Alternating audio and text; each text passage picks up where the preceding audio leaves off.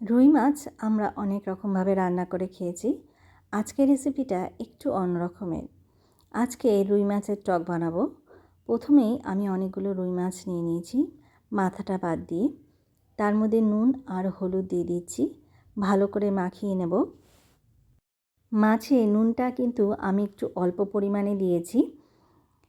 এরপরে আমি কড়াই বসিয়ে দিয়েছি ওভেনের মধ্যে। কড়াইটা একটু গরম হয়ে এলেই আমি তার মধ্যে তেল দিয়ে দেবো। বেশ খানিকটা পরিমাণ তেল দিয়েছি, কারণ অনেকগুলো মাছ আছে। মাছগুলোকে এক এক করে ভেজে নিচ্ছি। রুই মাছটা একটু মিডিয়াম টু লো হিটে একটু লাল লাল করে ভেজে নিতে হবে। মাছ ভাজা হয়ে গেছে। বাদ বাকি যেই মাছগুলো আছে সেগুলো কড়াইতে ছেড়ে দিচ্ছি। এক এক করে সেগুলোকেও ভেজে নেব। সব সময় একরকম রান্না খেতে ভালো লাগে না, মাঝে মধ্যে একটু আলাদা রকম হলে খেতে বেশ ভালো লাগে। মাছ ভাজা হয়ে গেছে, এগুলোকেও তুলে নিলাম। এইবার আমি সম্বারের জন্য দুটো শুকনো লঙ্কা নিয়ে নিয়েছি, সেটাকে ভেঙে দিয়ে দিলাম। এরপর হাফ চামচ পরিমাণ কালো জিরে দিয়ে দিয়েছি, এতে করে স্মেলটা খুব ভালো আসবে। আর 5খানা টমেটো আমি কেটে নিয়েছি, সেটাকে দিয়ে দিলাম। যেহেতু মাছের টক, সেই জন্য টমেটোটা একটু বেশি পরিমাণে লাগবে। তার ফলে টকটা ভালো আসবে আর খেতেও বেশ ভালো লাগবে। সামান্য একটু নুন দিয়েছি টমেটোটা মজে আসার জন্য। টমেটোটা কিন্তু আমি প্রথমে আস্ত আস্ত করে দিয়েছিলাম। প্রথমে একটু নাড়াচাড়া করে ভালো মতো কষিয়ে নিয়ে তারপরে টমেটোটাকে খুন্তি দিয়ে গালিয়ে নিচ্ছি। প্রায় 3 চামচ পরিমাণ এখানে লঙ্কা আর জিরে বাটা আছে, সাদা জিরে বাটা। আর একটু হলুদ দিয়ে দিচ্ছি অল্প করে 1 চামচ পরিমাণ। দিয়ে এটাকে বেশিক্ষণ সময় ধরে কষিয়ে নিতে হবে।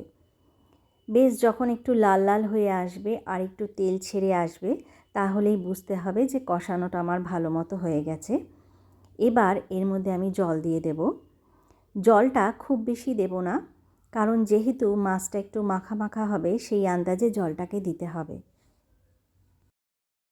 ভালো করে মিক্স করে যখন জলটা একটু টকবক করে ফুটে আসবে, যেই মাছগুলো ভেজে রেখেছিলাম সেই মাছগুলোকে দিয়ে দেব।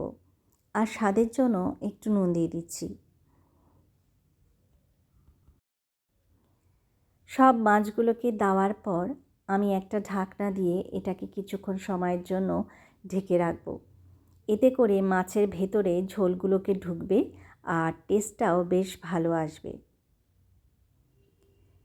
কিছুক্ষণ সময়ের পর ঢাকনাটা খুলে দিয়ে দেখুন গ্রেভিটা কত সুন্দর হয়েছে।